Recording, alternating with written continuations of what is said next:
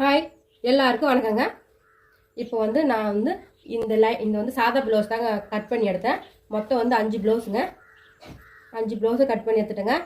கத்திரிக்கோலெல்லாம் ஷார்ப்பாக இருந்தால் நான் 5 ப்ளவுஸுமே சேர்த்து கட் பண்ணுவேன்னா, ஒரே ஆள் தான் மட்டும் இருந்தால் 5 ப்ளவுஸ் சேர்த்து கட் பண்ணுங்க. வேறு வேறு ஆள் தான் கட் பண்ணக்கூடாது. ஏன்னா அவங்க வந்து ஒரே அளவாக இருக்கும். அதனால் அவங்க 4 ப்ளவுஸ் 5 ப்ளவுஸ் கட் பண்ணுவேன். இப்போ வந்து கத்திரிக்கோல் வந்து ஷார்ப்பு கம்மியாயிடுச்சுங்க. அதனால் ஃபஸ்ட்டு வந்து ஒரு 3 ப்ளவுஸ் கட் பண்ணுங்க.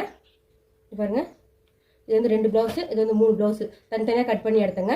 மொத்தம் 5 ப்ளவுஸ் கட் பண்ணி எடுத்துட்டேன். இந்த 5 ப்ளவுஸ் தைச்சி கொடுத்தோம்னா 400ரூபாங்க தையல் கூலி. அவங்க 400ரூபா கொடுத்துட்டாங்கங்க. இந்த 400ரூபா சம்பாதிக்கணும்னா சம்பாதிச்சு கொடுத்துட்டாங்க. இந்த 400ரூபாய்க்கு இந்த 5 ப்ளவுஸ் எப்போ தைச்சி கொடுக்கணும், அப்போ தாங்க அந்த காசு வந்து எனக்கு சொந்தம். இப்போ வந்து ஈஸியாக வந்து செல் பண்ணிடுறாங்க எல்லாரும். ஒரு 100ரூபா சம்பாதிக்கிறது எவ்வளோ கஷ்டம்னு சொல்லிட்டு ஒரு சிலர் தெரிய மாட்டேங்குது. இந்தமாரி வந்து ஒரு ப்ளவுஸ் தைச்சு தான் 80ரூபா. அதுமாரி 5 ப்ளவுஸ் தைச்சி 400ரூபா சம்பாதிச்சு அது 400ரூபா வந்து 4 வழியில் செலவாகி போயிடுது. சிக்கனமாக இருக்கிற கற்றுக்கணும். நீங்களும் சிக்கனமாக இருங்க. நானும் இதுக்கப்புறம் சிக்கனமாக இருக்க ஃபாலோ பண்ண போகிறேன்.